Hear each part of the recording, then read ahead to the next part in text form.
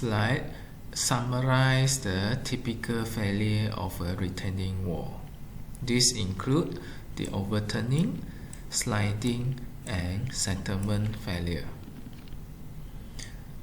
Also, the retaining wall may also fail in terms of the structural conditions.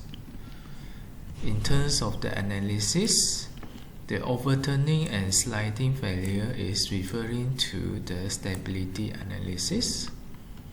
The settlement failure is related to the bearing pressure, and the structural failure is referring to the member design and detailing.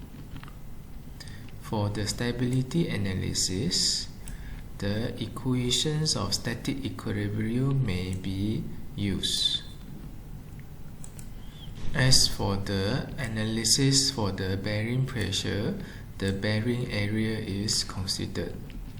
For the structural conditions, we are looking into the moment load and the shear load, as well as the area of reinforcement bar. The related limited state design are listed here.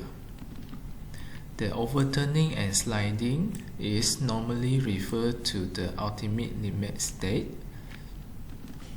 under the category of equilibrium and geotechnical issue.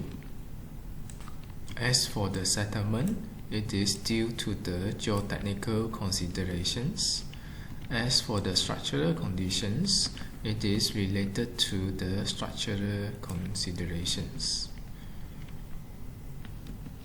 Most of these type of failure are to be checked against the ultimate limit state.